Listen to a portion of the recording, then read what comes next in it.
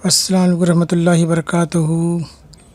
E learning and teaching, सीखने सिखाने की दुनिया, जमात सुवम, मज़मून माहौलती मुताल्ला।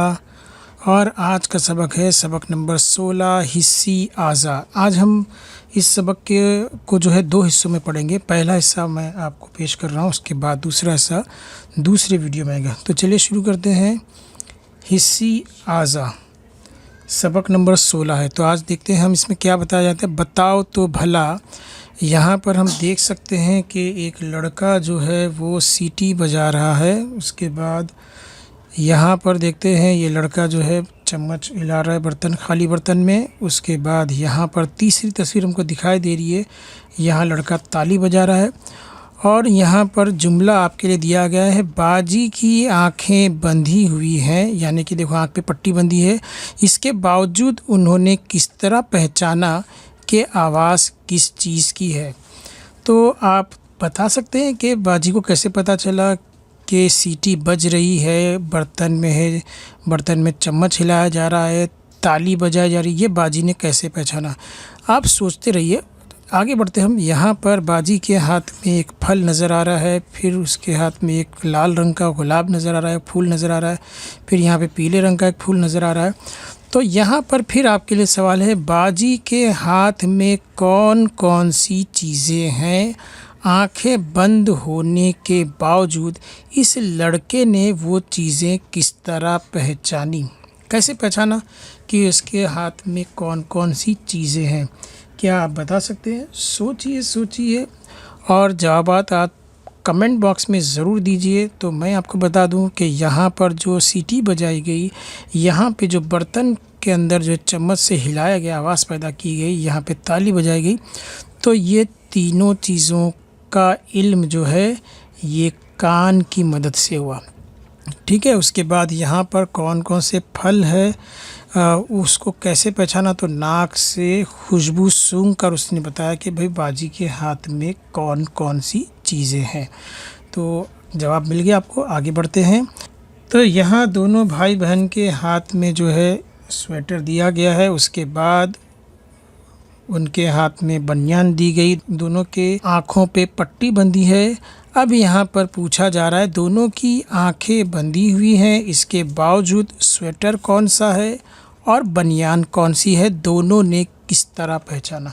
वह उनके हाथ में पहली बार स्वेटर दिया गया, दूसरी बार उनके हाथ में बनियान दी गई, लेकिन उन्होंने बराबर बराबर बताया कि भाई ये जो है स्वेटर है और उसके बाद ये जो है बनियान है। दोनों ने सही जवाब दिया, जबकि दोनों ने देखा नहीं, दोनों की आंख पे पट्टी बंधी है। तो क्या आप बता सकते हैं कि उन्हें कैसे पता चला कि ये स्वेटर है और ये बनियान है।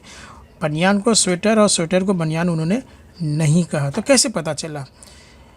ये या इस तरह के तजर्बात तुम भी बड़े लोगों की इजाज़त से करके देखो। तो आपको क्या करना है, जैसे ये एक्सपेरिमेंट उन्होंने किया, हाथ में जो है स्वेटर दिया गया, उनकी आंखें बंद करके, फिर उनको बनियान दी गई, ऐसे आपको भी जो है आंखें बंद कर अलग अलग चीज़ें आप बता सकते हैं कि कौन सी चीज़ें क्या है। पट्टी बांध के आपको चीज़ें दी जाएगी, आप उसको बता सकेंगे। तो ऐसे खेल या ऐसे तजर्बात जो है आप बड़ों की निगरानी में बड़ों के साथ मिलके कर सकते हैं। आप सही जवाब दे सकते हैं, आपके आँख पे पट्टी बंधी रहेगी फिर भी आप सही जवाब दे सकोगे। तो आप ज़रूर करके देखिए। बताओ तो भला, कैरी किस रंग की होती है, आम किस रंग का होता है, तुमने कैसे जाना। भाई कैरी है तो वो कौन से रंग की है, आम है तो वो कौन से रंग का है, आपको कैसे पता चला। ज़रा सोचिए, आप थोड़ी देर सोचिए और फिर बताइए। नमक का मज़ाक कैसा होता है, शक्कर का मज़ाक कैसा होता है, तुम्हें कैसे जाना। ये तुमको कैसे पता चला कि भाई ये नमक है या ये शक्कर है, इसका मज़ा खारा है या मीठा है, कैसे पता चला। तब मैं यहाँ आपको बता दूँ, इन दोनों की आंखों पे पट्टी बंधी है, उसके बावजूद भी जो है दोनों ने स्वेटर को और बनियान को कैसे पहचाना। तो उन्होंने हाथों से महसूस करके पहचाना। हाथों से उन्होंने जो है उस स्वेटर के ऊपर जब उन्होंने हाथ रखा, उसके ऊपर हाथ फेरा, तो उनको पता चल गया कि ये स्वेटर है। और बनियान के ऊपर जो कॉटन की होती, सूती कपड़े की होती, उस पर भी उन्होंने हाथ रखा, उससे टच करने से या मस करने से उन्हें पता चल गया कि ये बनियान है। इसी तरह कैरी किस रंग की होती है, तो ये आप कैसे बताएंगे? तो भाई उसके लिए आँखें चाहिए। आँखों से हम देखकर बता सकते हैं कि ये है कैरी और ये है आम। ठीक है, उसी तरह से उसका रंग बता सकते हैं, कैरी हरे रंग की है, आम पीले रंग का है, आँखों के ज़रिए। फिर नमक का मज़ा कैसा होता है, शक्कर का मज़ा कैसा होता है, ये हम अपने ज़बान के जायके से पता लगा सकते हैं। ठीक है, तो दोनों भी आपको जवाब मिल गए। चलिए आगे बढ़ते हैं। नया लफ्ज़ सीखो, हिस्सी आज़ा। हिस्सी यानी एहसास, जिससे हमको एहसास होता है, जिससे हम महसूस करते हैं, वो आज़ा। तो ऐसे कौन कौन से आज़ा है जिससे हम महसूस करते हैं या जिससे हमें एहसास होता है?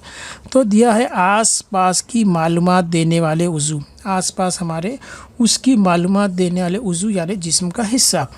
आँख, कान, नाक, ज़बान और जिल्द, ये सब हमारे हिस्सी आज़ा है।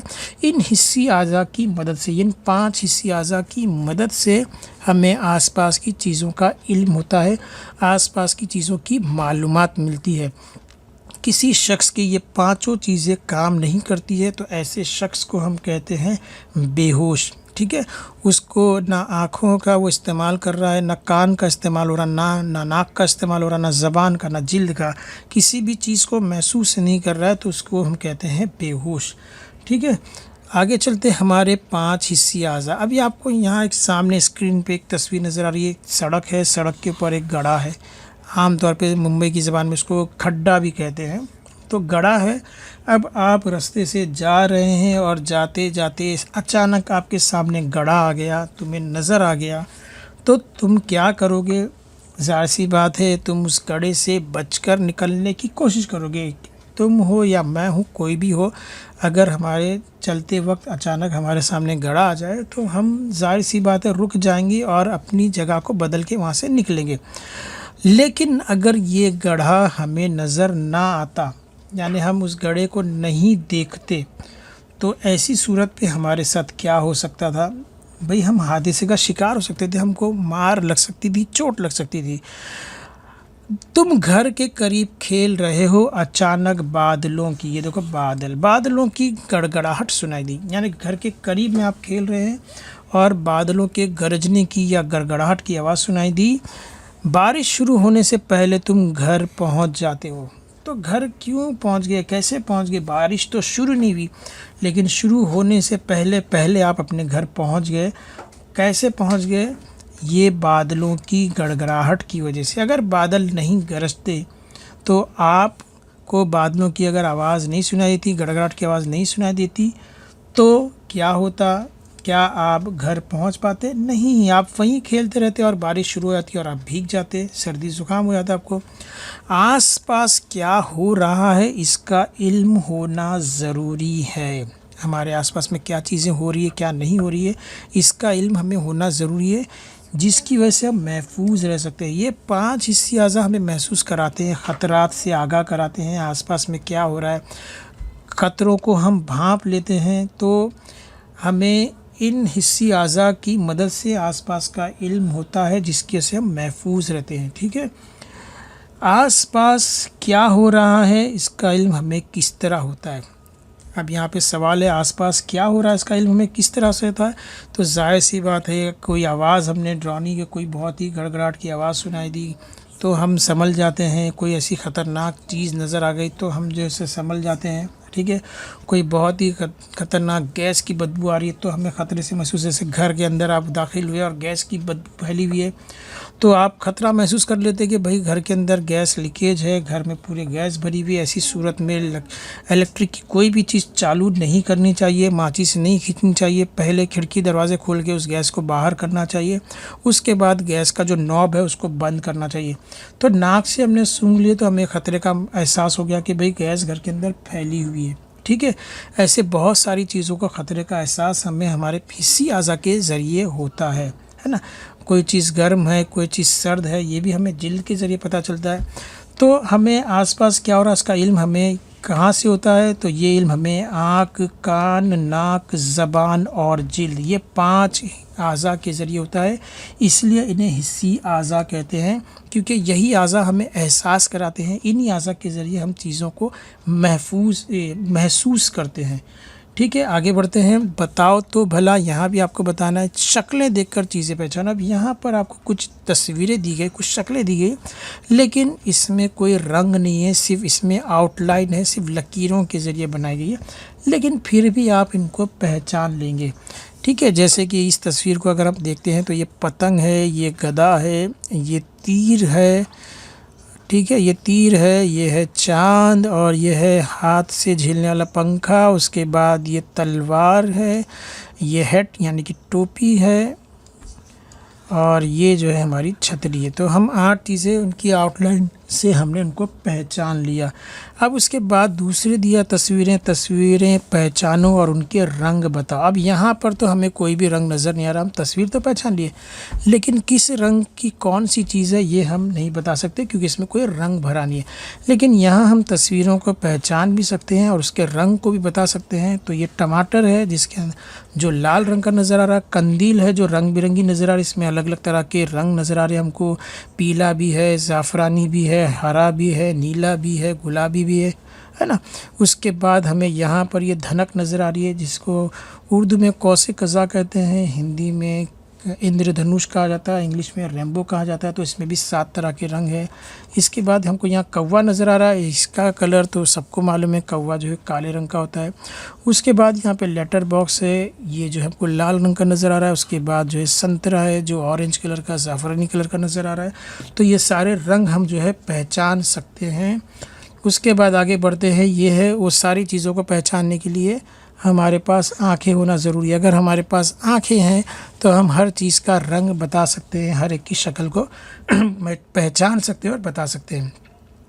जैसे अब यहाँ पे आप देख रहे हैं कि प्लेटफॉर्म से बहुत दूरी पर जो है ट्रेन है, तो लोग जो है प्लेटफॉर्म पे गर्दी कम है और लोग इत्मीनान से खड़े हैं कि ट्रेन को आने में वक्त है, इत्मीनान से खड़े। तो एक आँखों के ज़रिए हमको पता चल गया कि भाई ट्रेन जो है वो दूरी पर है। अब हम देखते हैं, सबसे पहला हमारे हिस्सी आज़ा जो हमने 5 बताए थे, उसमें से पहला हिस्सी आज़ा जो है वो आँखें हैं। उसके बाद अलग अलग आज़ा के बारे में हम पढ़ते रहेंगे आगे। आँखों के ज़रिए हम देख सकते हैं, ज़ाहिर सी बात है आँखें हमारे देखने के काम आती है। हम दुनिया में जितनी भी चीज़ें देख रहे हैं आँखों की मदद से देख रहे हैं। अगर आँखें नहीं होती तो हम किसी चीज़ को देख नहीं पाते, ना हमें दिन का एहसास होता, ना रात का एहसास होता, ना हमें कलर समझ में आते, ना हमें रंगीन चीज़ें समझ में आती, ना हमें बेरंगी चीज़ें नज़र आती, कुछ नहीं। ठीक है, हमें चीज़ों के रंग का इल्म होता है, ये भी आँखों के ज़रिए कलर्स को हम पहचानते, रंग को पहचानते। शक्ल का इल्म होता है, मुख्तलिफ़ शक्लों को हम पहचानते। दुनिया में जितने लोग हैं जिनको हम पहचानते हैं उनके नाम हम बता सकते हैं कि फ़ला कौन है, फ़ला चाचा कौन है, चाची कौन है, अम्मी कौन है, अब्बा कौन है, भाई कौन है, बहन कौन है, सबकी शक्लें हम पहचानते हैं। चीज़ कितनी दूर है इसका भी हम अंदाज़ा होता है हमें आँखों के ज़रिए कि कौन, अभी जैसे यहाँ पे ट्रेन जो है बहुत दूर है, प्लेटफॉर्म पे अभी आई नहीं है, तो कोई चीज़ दूर रखी है तो हमें आँखों से मालूम पड़ जाता है कौन सी चीज़ करीब है, आँखों के ज़रिए मालूम पड़ जाता है। अक्सर जब हम रास्ता पार करते हैं, रास्ता जो है क्रॉस करते हैं, रोड क्रॉस करते हैं, तो हम दाएँ बाएँ हम देखते हैं कि कहीं गाड़ी तो नहीं आ रही है, कोई कार तो नहीं आ रही है। और जब हम देखते हैं कि भाई कार बहुत दूर है, गाड़ी बहुत दूर है, तो हम लोग रास्ता पार कर लेते हैं। लेकिन हमको ऐसा महसूस होता कि बहुत करीब है, रास्ता पार नहीं किया जा सकता, तो हम रुक जाते हैं। तो आँखों से हमें दूरी का अंदाज़ा भी हो जाता है। तो देखिए, अगर हमने आँखों का इस्तेमाल नहीं किया तो एक्सीडेंट हो सकता है। हमने रास्ता पार करना शुरू किया, गाड़ियाँ देखी नहीं, रास्ता पार करना शुरू किया, तो एक्सीडेंट हो सकता है। इसलिए आँखों का इस्तेमाल हमें करना चाहिए। अब देखो, ट्रेन जो है प्लेटफॉर्म पे आ चुकी है। यहाँ पे प्लेटफॉर्म थोड़ा खाली था, यहाँ पे हमको प्लेटफॉर्म भरा हुआ नज़र आ रहा है और लोग के चेहरे पे खुशी है कि भाई ट्रेन आ गई है, हम लोग अभी सवारी करेंगे। तो आँखों से हमको मालूम पड़ गया कि ट्रेन करीब आ चुकी है। यहाँ पर हमको लग रहा था ट्रेन बहुत दूर है, उसके बाद हमको यहाँ लग रहा है कि ट्रेन नज़दीक है। यहाँ पर ये लड़का जो है खुशी से जो है किताब पढ़ रहा है। तो आँखों की मदद से वो किताब को देख रहा है, आँखों की मदद से उसे अंदर जो लिखा हुआ उसको पढ़ पा रहा है और समझ पा रहा है। आओ ये करके देखें, ये एक छोटा सा खेल है, आप अपने घर में कर सकते हैं। स्कूल में भी आपको टीचर ने ज़रूर करा होगा जब ये सबक पढ़ा होगा। तो देखिए क्या खेल है, देखते हम। एक नया खेल शेर के पंजे, शेर के पंजे, ये खेल का नाम है। जमात के तमाम बच्चों पर बारी बारी राज आएगा, यानी हर बच्चे के ऊपर राज आएगा। ज़रूरी नहीं कि इसी बच्चे के ऊपर आए, हर बच्चे पे राज आएगा। जिस पर राज आए वो तख्ते सियाह की जानिब मुँह करके खड़ा हो जाए। तो जिसके ऊपर राज आएगा, जिसकी बारी आएगी, उसको जो है बोर्ड के पास, ग्रीन बोर्ड के पास उसको खड़े रहना है मुँह करके, और हाथ से आंखें बंद करना है, क्योंकि हो सकता है कि वो तिरछी नज़र से देखने की कोशिश करे, इसलिए आँखों को हाथों से बंद करना है। उस्ताद दूसरों में से 5 तालिबे इल्मों का इंतखाब करेगा, यानी टीचर जो है, जो भी उस्ताद रहेगा, जो भी टीचर उस्तानी है, वो क्या करेंगे, 5 बच्चों को सेलेक्ट करेंगे, 5 बच्चों को मुंतखब करेंगे और नाम नहीं लेंगे, सिर्फ उनको इशारे से बताएंगे कि तुम खड़े हो जाओ, या तुम जो है ये फ़ला फ़ला जुमला तुमको कहना है जी, जिसको मैंने इशारा किया। तो ये 5 लड़के अपनी जगह पर बैठकर दिया गया जुमला कहेंगे। पूरी क्लास नहीं कहेंगी, सिर्फ 5 बच्चे जिनको उस्तानी ने या उस्ताद ने जिनको मुंतखब किया या जिनका इंतखाब किया, वही बच्चे, पूरे बच्चे नहीं बोलेंगे। तो वो 5 बच्चे जिनको जो है टीचर ने ज़िम्मेदारी दी है, वो बच्चे जो है क्या करेंगे, ज़ोर ज़ोर से बोलेंगे शेर के पंजे, शेर के पंजे, कंटिन्यू बोलेंगे। जिस पर राज हो वो गौर से आवाज़ को सुने और आवाज़ किस की है पहचाने। तो क्या करेगा, जिसके पर राज आया वो जो है वो उस आवाज़ को गौर से सुनने की कोशिश करेगा और उसकी आवाज़ को वो पहचानेगा। जवाब सही हो तो जमात के सब बच्चे तालियां बजाएं। अगर उस बच्चे ने, जिसकी आंखें बंद है, उसने अगर सही जवाब दिया तो क्या होगा, उसके लिए तालियां बजाई जाएंगी। 5 बार सही जवाब देने वाले बच्चे को उस्ताद शाबाशी देगा, यानी कि हर बार उसने जवाब सही दिया तो उसको जो है खुसूसी तौर पर उस्ताद की तरफ से उसको शाबाशी दी जाएगी। तो बहुत अच्छा खेल है, आप लोग खेल सकते हैं। आगे बढ़ते हैं। यहाँ पर हमें कान नज़र आ रहा है और यहाँ पर जो शख्स है वो टेलीफोन पे बात कर रहा है और सामने वाले की आवाज़ अपने कानों से सुन रहा है। ठीक है, यहाँ पर बोलने का और सुनने का दोनों अमल हो रहा है। कान से वो सुन पा रहा है कि सामने वाला क्या कह रहा है। यहाँ पर एक लड़का जो है वो जा रहा है, अचानक वो पलट कर देखता है, उसके बाद फिर यहाँ एक लड़की जा रही है और थोड़ी देर के बाद वो लड़की भी पलट कर देखती है। अब दूसरा हिस्सी आज़ा जो है वो कान है, आँखों के बाद कान की वजह से हम सुन सकते हैं। कान क्या करते हैं, ये हमारे सुनने में मदद करते हैं, हम मुख्तलिफ़ किस्म की आवाज़ों को सुनते हैं।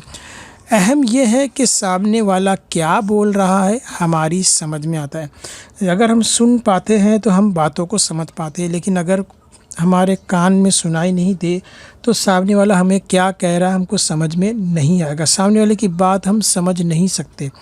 तो कान हमारे सुनते हैं, आवाज़ों को महसूस करते हैं, आवाज़ों को जो है आइडेंटिफाई करते हैं, तो हमको मालूम पड़ता है कि सामने वाला हमें क्या कह रहा है, कौन से अल्फाज वो हमारे सामने बयान कर रहा है, कौन सी बातों को पेश कर रहा है, ये हम समझने की कोशिश करते हैं। आवाज़ करखत है या मीठी, यानी आवाज़ में जो है खरखराहट है या वो आवाज़ मीठी है, ये कानों की वजह से ही समझा जाता है। बाज़ आवाज़ें ऐसी होती जो हमारे कानों को बहुत बुरी लगती है, जैसे कि पतरा अगर रगड़े जा रहा है कोई पतरा, या फिर कोई चीज़ घसड़ी जा रही है, हाँ उसकी आवाज़ है। इसी तरह से बम फटने की, पटाखों की ये आवाज़ें, ये हमको जो है नागवार गुज़रती है, लेकिन कुछ अच्छी आवाज़ें होती है जो हमें सुनना पसंद होती है। तो कान हमको बताते हैं कि ये आवाज़ ठीक नहीं है, ये आवाज़ अच्छी है, ये आवाज़ ख़राब है। आवाज़ किसी परिंदे की है या जानवर की, ये भी कान की वजह से ही समझ में आता है। तो परिंदों की आवाज़ हम पहचान लेते हैं, जैसे अगर कौवा हमारे घर के पास अगर काएँ काएँ कर रहा है तो हम पहचान लेते हैं कि भाई कौवा यहाँ पे चिल्ला रहा है। ठीक है, तोते की आवाज़ पहचान लेते हैं, टाएँ टाएँ कर रहा है। इसी तरह से जो है मैना की आवाज़ है, चील की आवाज़ है, हाँ इन आवाज़ों को हम पहचान लेते हैं। बतख की आवाज़ है, कबूतर की आवाज़ है, मुर्गी की आवाज़ है, ये सारी परिंदों की आवाज़ हम पहचान लेते हैं। भले हम देख नहीं रहे, हम घर में बैठे हैं, बाहर वो परिंदे हैं, लेकिन अगर आवाज़ हमारे कानों में आ रही तो हम पहचान लेते हैं कि भाई ये बतख की आवाज़ है, ये कबूतर की आवाज़ है। इसी तरीके से जानवरों की आवाज़ भी हम पहचान लेते हैं कि कुत्ता भौंक रहा है, गाय चिल्ला रही है, गधे की आवाज़ है, घोड़े की आवाज़ है, बकरे की आवाज़ है, बिल्ली की आवाज़ है, कुत्ते की आवाज़ है। मुख्तलिफ़ जानवरों की आवाज़ें हम पहचान सकते हैं कान की मदद से। आवाज़ किस सिमत से आ रही है इसका इल्म भी हमें कान की वजह से ही होता है। जैसे मैंने बताया कि यहाँ पे लड़का जा रहा है, अचानक वो मुड़ के देखा। क्यों मुड़ के देखा? क्योंकि इसने ताली बजाई। तो ताली बजाने से उसको मालूम पड़ा कि आवाज़ पीछे से आ रही है, पीछे की सिमत से आ रही है, तो उसने पीछे पलट कर देखा।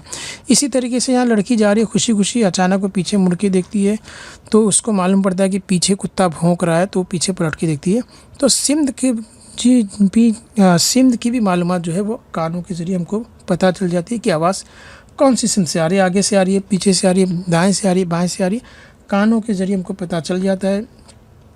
बताओ तो भला ये आम मत खाओ, अम्मी ऐसा क्यों कह रही है? ये आम मत खाओ क्यों कह रही है? तो नाक है, नाक से माँ ने क्या किया, उस आम को सूंघ कर देखा। बाज़ चीज़ें जो है सूंघने से पता चल जाता है कि वो चीज़ें ताज़ी है या बासी है या सड़ चुकी या ख़राब हो चुकी है।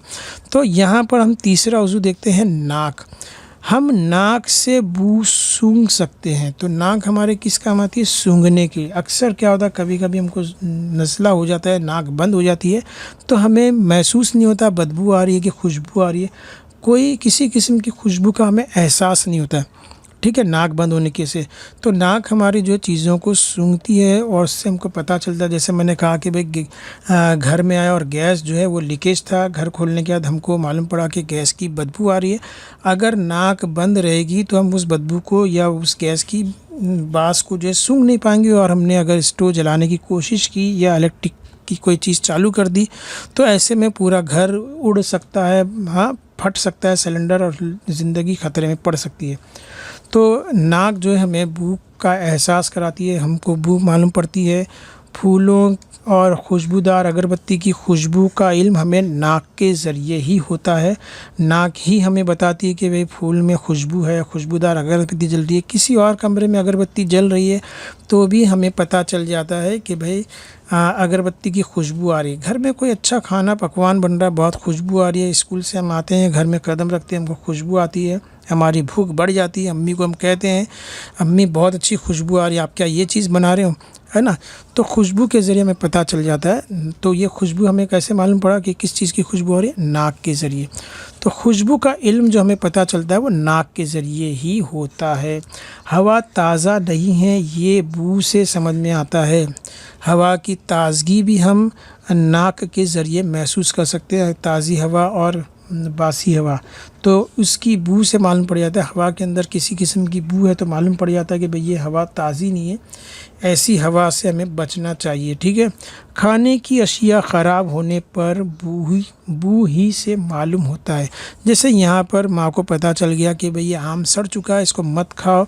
क्यों कहा? क्योंकि उन्होंने नाक से सूंघ के देखा। और बहुत सारे लोगों को एक्सपीरियंस होता, तजुर्बा होता है कि अगर ताज़ा आम है तो उसकी खुशबू कैसी रहेगी और अगर सड़ गया है, ख़राब हो गया, तो उसकी बू कैसी रहेगी, ये पता चल जाता है बड़े लोगों को, क्योंकि वो बार बार उसको देखते रहते हैं, बार बार उनको वो चीज़ें उनके सामने आती रहती है, तो उनको एक्सपीरियंस होता है। बच्चे तो जो है उसको उनको ज़्यादा तजुर्बा नहीं होता, वो तो लिए और खाना शुरू कर दिए, बाद में उनको पता चला कि ये चीज़ ख़राब है ना। तो ऐसे वक्त में हम मुनासिब एहतियात कर सकते हैं। भाई अगर कोई चीज़ ख़राब हो चुकी है तो नाक से हमें उसकी बू को महसूस करके हम जो है एहतियात कर सकते हैं कि क्या चीज़ खाना चाहिए, क्या चीज़ नहीं खाना चाहिए। बाज़ औक़ात हमारी ग़िज़ा ख़राब हो जाती है, उतर जाती है, ख़राब हो जाती है, तो उससे बू आने लगती है, ठीक है। तो नाक हमें बता देती है भाई ये इस्तेमाल के लायक नहीं है, इसे नहीं खाना चाहिए। अगर ऐसी चीज़ हमने खा ली है जो ख़राब हो चुकी है तो फूड पॉइज़न हो सकता है, हमें जो है फिर इलाज की ज़रूरत पड़ सकती है, ठीक है। आओ दिमाग पर ज़ोर दें। अभी यहाँ पर दिमाग पे हमें ज़ोर देना है, यानी आपको देना है। मैं आपसे सवाल करूँगा, आप मुझे इसके जवाब दे सकते हैं।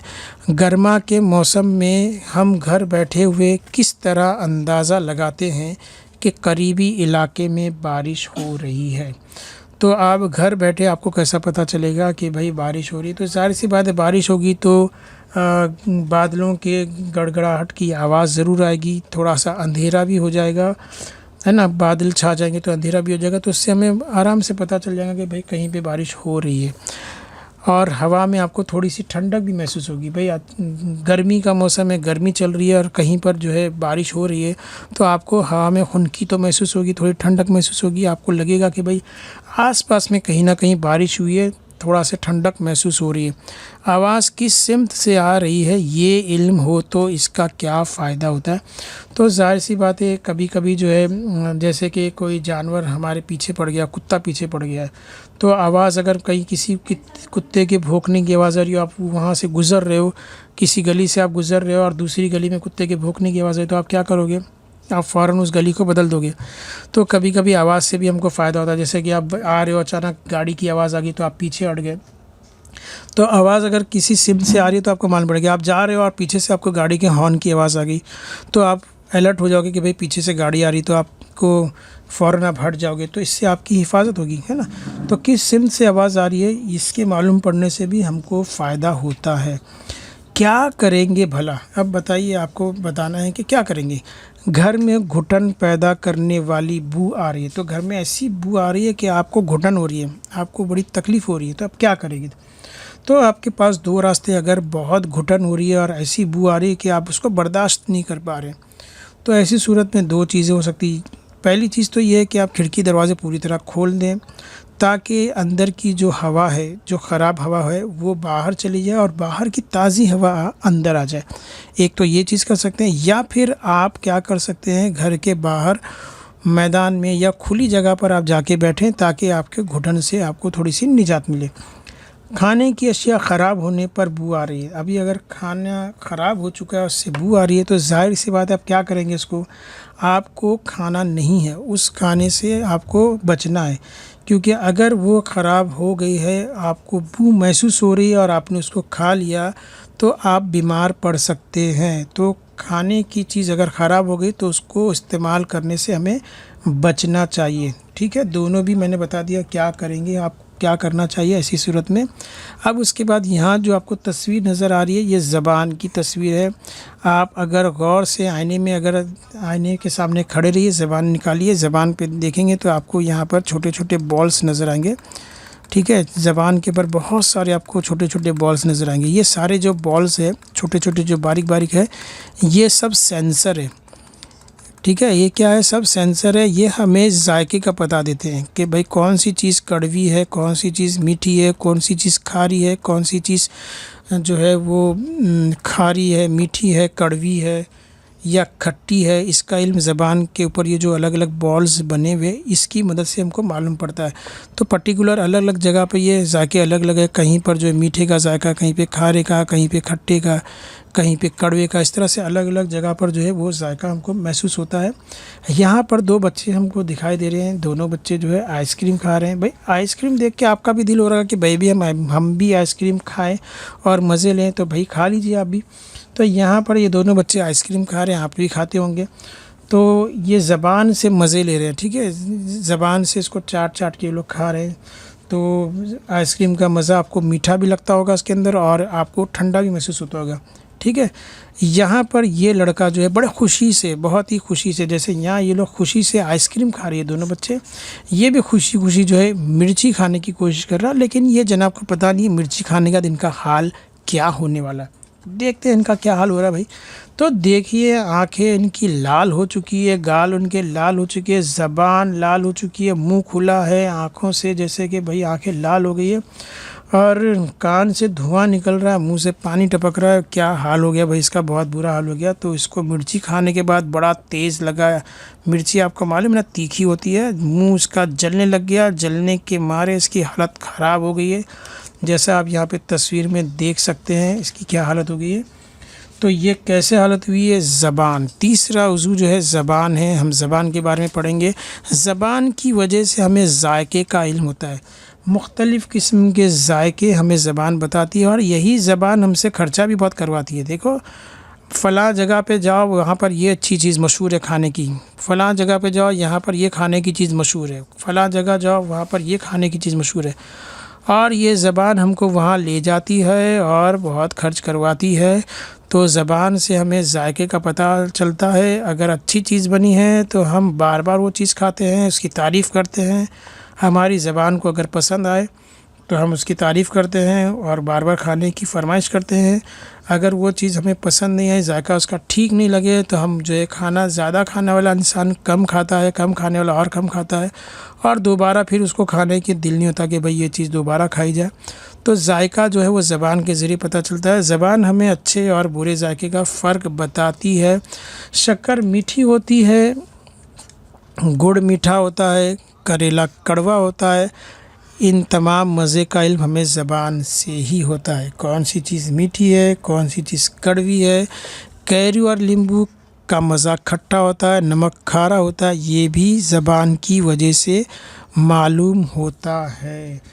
तो भाई यहाँ पर हमने 4 जायके देख लिए। मीठा देखे हमने, उसके बाद कड़वा, उसके बाद खट्टा और उसके बाद खारा। तो जायके 4 ही तरह के होते हैं। हाँ, अलबत्ता ये जो मिर्ची खाने वाला है, ये मिर्ची का जो तेज़ उसको लग रहा है, जो तीखा लग रहा है, तुर्श लग रहा है, ये कोई जायका नहीं है। जायका सिर्फ 4 ही तरह के होते हैं। ये जो है तुर्श, उसका मिर्ची की वजह से जो जलन होता है, इसमें थोड़ा सा तेज़ाबियत होती है, तो उससे जो है मुंह जलता है, ज़बान जलती है। मिर्च खाने के से मुंह जलता है, इसलिए हम ये कहते हैं कि मिर्च बहुत तेज़ है, तुर्श होती है, ठीक है। लेकिन इसको हम जायका नहीं कहेंगे। जायके सिर्फ 4 ही है, एक मीठा और दूसरा कड़वा, तीसरा खट्टा और चौथा खारा। ये 4 किस्म के जायके होते हैं। चलिए आगे बढ़ते हैं। आगे यही है कि भाई सबक यहाँ पर तमाम हो चुका है। आपको ये सबक ज़रूर पसंद आया होगा। आपको सबक कैसा लगा कमेंट में लिख के बताइए। कौन सी चीज़ समझ में नहीं आई वो भी आप मुझे बताइए। इसका अगला जो हिस्सा है वो अगले वीडियो में हम आपको जल्द से जल्द पहुंचाने की कोशिश करेंगे। तो तमाम से गुजारिश है, असातिज़ा से, एचएम से, तमाम जो सभी वीडियो देखने वालों से गुजारिश है कि इस वीडियो को आप फॉरवर्ड करें, ताकि ज़्यादा से ज़्यादा स्टूडेंट जो है उसका फ़ायदा उठा सके। और अगर आपने चैनल को सब्सक्राइब नहीं किया है तो जल्द से जल्द इसको सब्सक्राइब कर लें, ताकि आपको एजुकेशन वीडियोस बराबर वक्त पर मिलते रहें। ठीक है, मिलते हैं अगले वीडियो में, तब तक के लिए अल्लाह हाफिज़। चलिए।